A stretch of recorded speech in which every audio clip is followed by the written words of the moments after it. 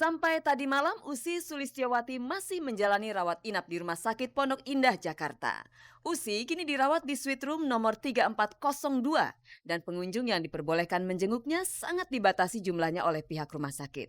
Jane Shalimar yang tak lain adalah teman dekat Usi sekaligus sebagai wakil keluarga akhirnya muncul ke hadapan wartawan untuk mengabarkan kondisi kesehatan Usi terkini. Kemarin itu sih setelah dibawa ke sini langsung dicek, alhamdulillah janinnya baik-baik aja.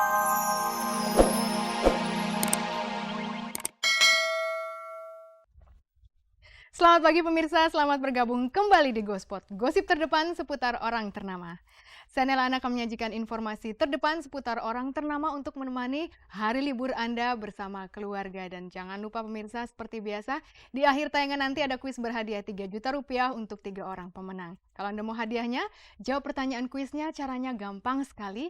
Tinggal ketik di spasi jawaban A atau jawaban B dan kirimkan via SMS ke nomor 6288. Jadi ikuti beritanya dari awal sampai akhir.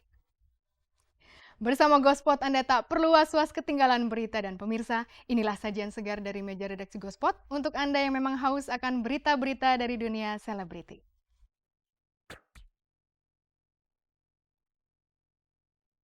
Usi Sulistyowati masih terbaring lemah di Rumah Sakit Pondok Indah. Kenapa Usi menunjuk Elsa Sharif sebagai pengacaranya? Vira Yuniar meraih gelar sarjana sementara Dina Lorenza ternyata punya hobi baru menari.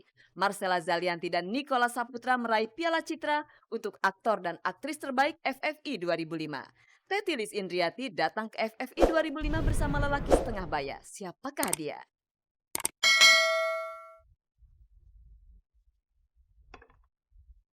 Pemirsa, Usi Sulistyowati masih terbaring lemah di Rumah Sakit Pondok Indah, Jakarta Selatan. Nah, di antara orang-orang yang menjenguk Usi terdapat pengacara yang kerap menangani kasus perceraian, Elsa Sharif. Sekedar menjenguk atau ada kepentingan lain ya? Elsa Sharif pasti akan diberondong pertanyaan oleh wartawan. Bukan cuma soal Usi, tapi juga kasus antara Linda Rahman melawan Taufik Hidayat yang sedang ditanganinya. Linda diduga menipu Taufik, tetapi justru orang lain yang melaporkan Linda kepada pihak berwajib. Kenapa hal itu bisa terjadi? Tapi sekarang kita pastikan dulu kondisi terkini Usi. Ini dia.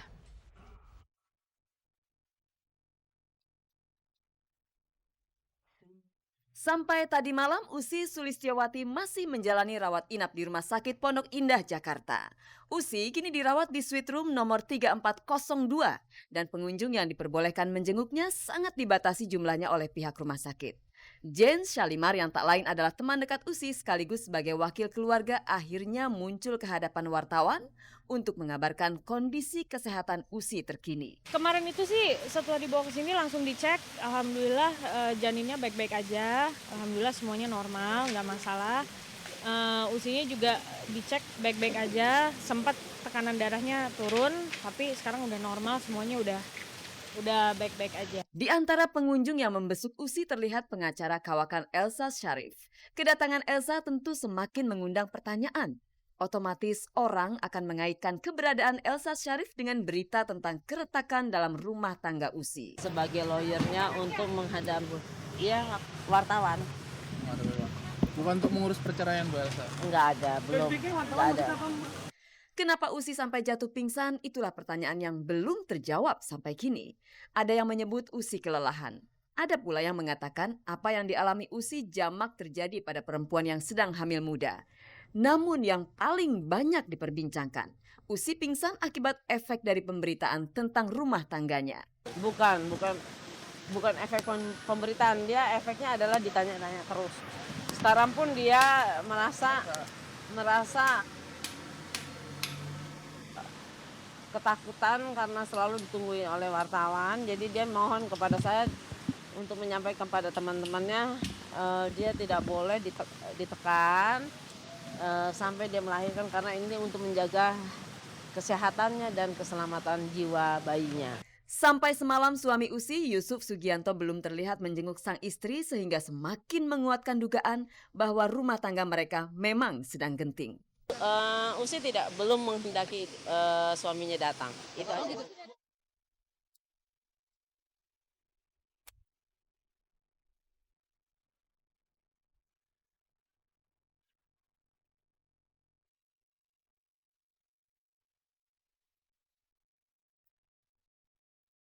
Sekarang kita beralih kepada dugaan penipuan yang dilakukan oleh Linda Rahman kepada Taufik Hidayat. Kasus ini ternyata jauh lebih rumit dari yang diberitakan. Kebetulan Elsa Syarif ditunjuk oleh Linda sebagai kuasa hukumnya. Sekarang berkembang bahwa Linda ini menipu Taufik. Kita rasanya keberatan dikatakan demikian ya. Karena yang ada itu hubungan Linda dengan Taufik adalah hubungan hutang piutang. Dan sebetulnya sudah terselesaikan. Ya udah dibayar, hutangnya 200, sudah dibayar 50 juta. Terus kemudian pembayaran kedua dengan jam. Yang pertama 50 juta, Taufik itu pakai debt collector sehingga terpaksa dibayar lagi karena kan waktu itu belum punya uang cash, dipaksa dengan jam itu sudah dicek, jamnya copart ya, nilainya senilai 175 juta karena ada berliannya, jadi kan sudah 225 juta. Nah tentunya ya sudah lunas. Untuk kasus dugaan penipuan ini, Linda Rahman sudah dilaporkan ke Polres Jakarta Pusat oleh seseorang bernama Rita Luciana, bukan oleh Taufik Hidayat. Linda bahkan sudah dipanggil oleh pihak berwajib untuk menjalani pemeriksaan. Di sini pelapornya Rita. Nah ini yang saya ingin tahu, ada apa misteri ini? Kenapa Taufiknya nggak mau muncul? Awak Gospot bersama wartawan yang lain berusaha mengejar jawaban dari Taufik Hidayat dan berhasil mendapatkan pernyataan darinya via telepon. Taufik merasa tak tahu menahu dengan kasus yang menyangkut Linda Rahman. Nggak tahu, aku emang nggak bakalan ngomong aja, nggak bisa ngomong. Buktinya saya baik-baik aja. Awak Gospot terus berusaha mendapat pernyataan langsung dari mulut Taufik. Sekali lagi Taufik Hidayat enggan untuk berbicara di depan kamera.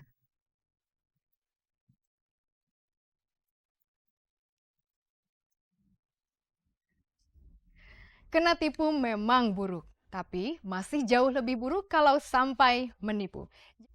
Pemirsa, Dina Lorenza ternyata menyimpan bakat terpendam sebagai seorang penari.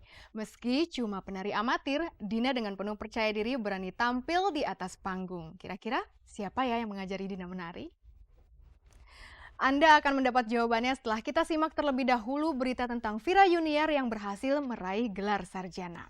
Vira diwisuda bersama salah satu anak dari Pangky Suito. Kita saksikan saja liputannya, ini dia.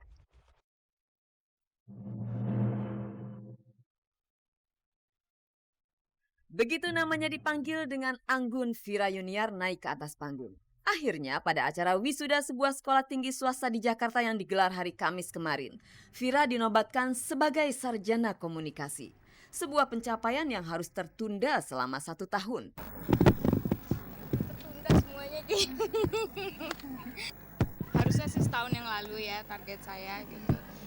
Tapi Allah kasih rezeki, kasih anugerah yang lain buat saya. Saya berumah tangga, terus waktu itu langsung hamil. Dari hamil itu saya sempat ngerasain malas banget kuliah. Terus melahirkan anak pertama, proses saya menyusui gitu buat saya agak sulit untuk saya ngatur waktunya antara kuliah sama keluarga gitu, karena waktu itu saya juga masih syuting gitu kan. Nah terus setelah proses anak kedua ini ya buat saya ini waktu yang terbaik gitu, karena nanti setelah proses melahirkan kayaknya